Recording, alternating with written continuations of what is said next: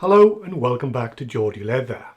This is a special episode. This is the COVID-19 update episode.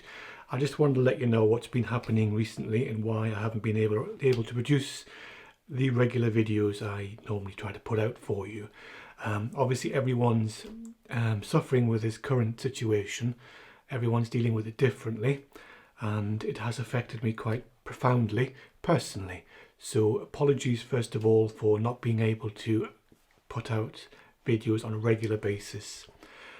First of all, some of you may or may not be aware that I suffer from a neurological condition which is gradually destroying my nervous system, and as such I am classified as severely critically vulnerable to this particular virus. So like a lot of people, I've had to not only self-isolate, I've had to actually shield myself, which means I can't come into contact with anybody for quite a long time. So it's been a difficult time for everybody, so just thought I'd make you aware of that, and obviously my wishes and best wishes go out to all of you who are personally affected by this horrible disease.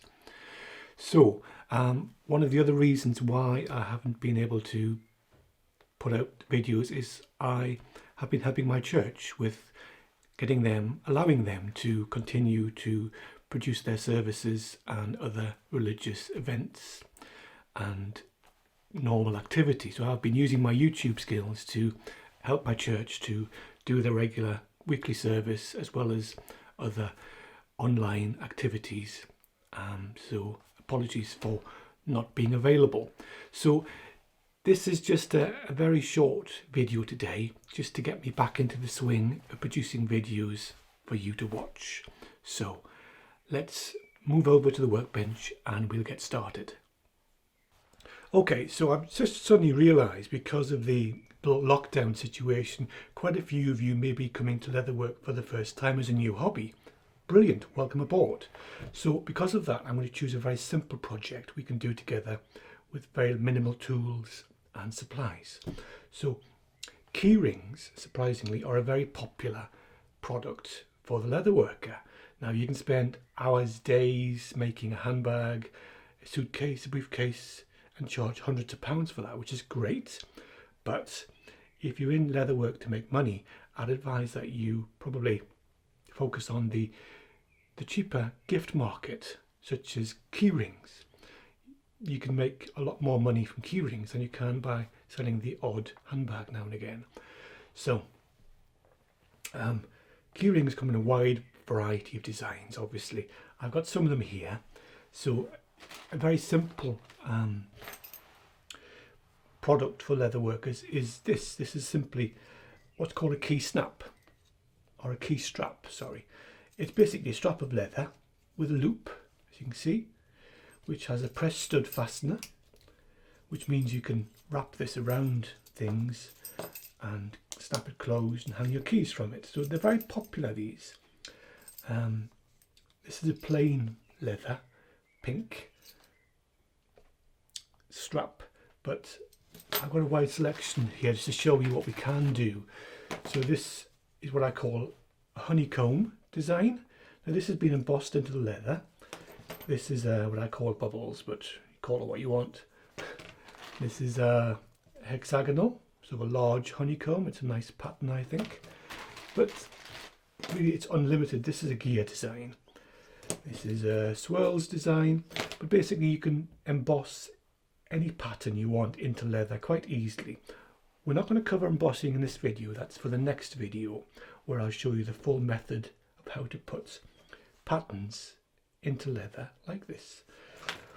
Okay, so there are basically two types of key strap.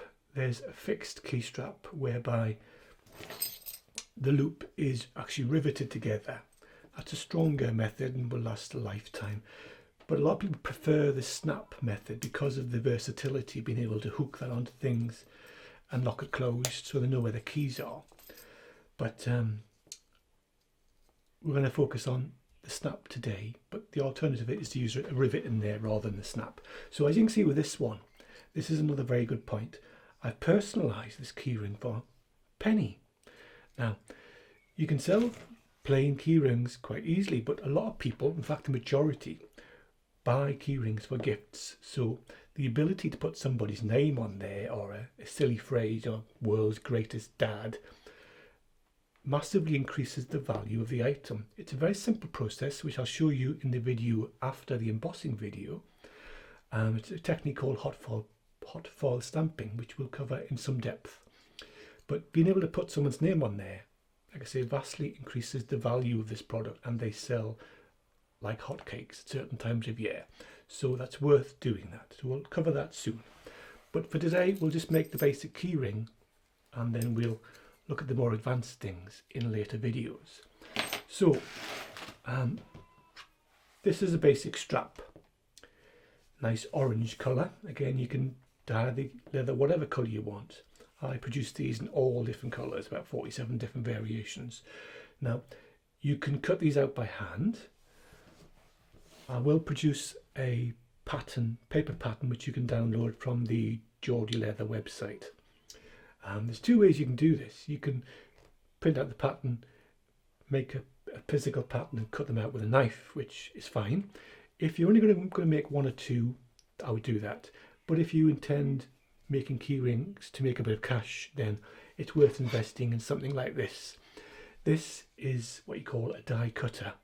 They're commonly used in leather for repeat cutting of things like this. Now, these come in a wide variety of shapes. Here's a couple of examples.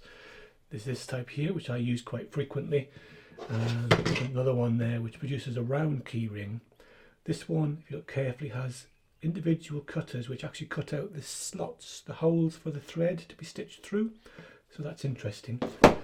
But these are probably the two that I use most frequently.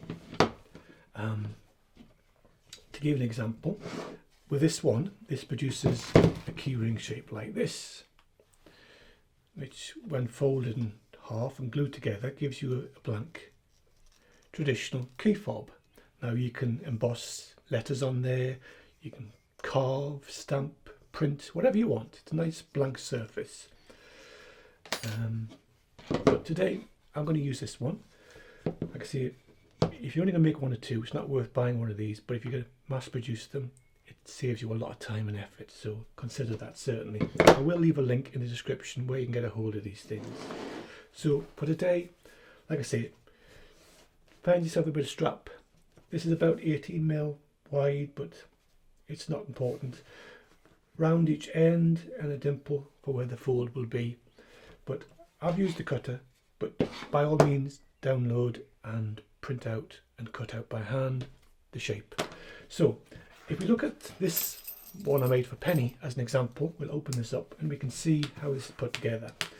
So on the key end, it consists of the metal key ring, and the leather's been folded over and a press stud put in there.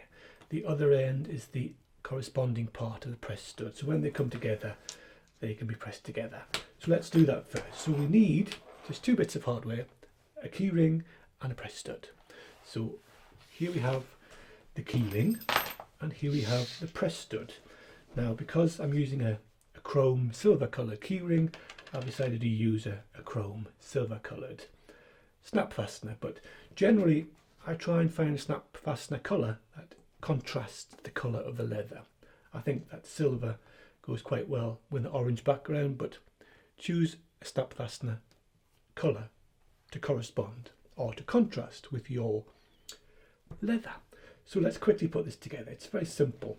So I'm using a 12.5mm snap fastener, so therefore I'm going to be using a 12.5mm tool to fix the snap fastener. So as you know from previous videos, snap fasteners tools come in a set, a pin and a cap stamp.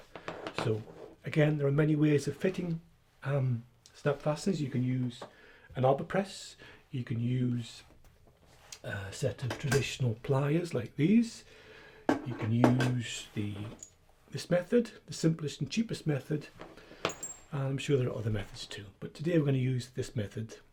So let's get on. So I'm going to pull across my hard quartz slab. A hard surface is recommended when using the punching tools like this. So let's just get our piece. So we're going to don't forget to put the ring in before you stamp the press stud. I've done that before. So put the ring in first. So we just do that.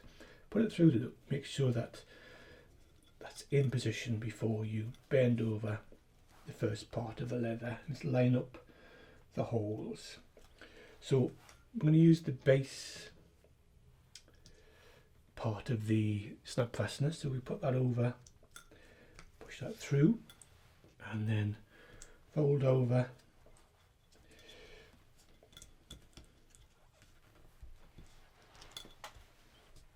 just press that down before we put the little snub on, little cap on.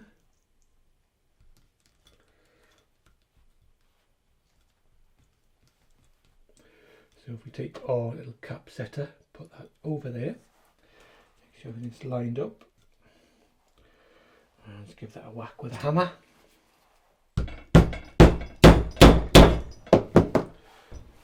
So you can use the arbor press or crimping tool, whatever works best for you. But that is that side complete. Now we move over to the other side, and we just make sure when you're putting in your cap that you put it the right way around. So just bend the strap over so you know, right, it needs to go that end top up. So put your cap in one piece. Now we need to use the base plate for setting snaps, as you know. So find the right size hole. Is that the one there? Now if you find that when you're fitting your snaps that the leather is a bit too thick, you'll need to skive down the area around where the snap's going to be fitted before you fit the snap, otherwise they may not crimp enough. So skive it down with a sharp blade and touch up with some dye. Fit the other end of the snap. Again, we've gone through all this in previous videos. If you haven't done it before, I'll put a link up here so you can check out that video on snap fasteners. So we need to use the pin tool to set this end of the snap. So we'll just push that in, and again using our hammer, give that a whack.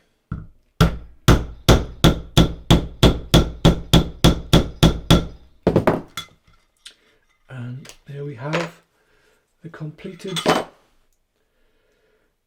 key strap. So we got snap fastener fitted. So when that's bent over, that should hopefully clip together nicely. It'll be a bit stiff at first, but there you go. You just gently squeeze the end of the leather like so. There we have a completed key strap. So again, normally people want their name put on here, but we'll cover that in a following video. So there we have it, a very simple project. I think most beginners could cope with that. So until next time, take care, look after yourself in this very difficult time. Goodbye for now, God bless, and we'll see you in the next episode. If you could, click the subscribe button, press the bell icon, give us a like and share the video. That would make a big difference. So thanks in advance. Bye bye for now.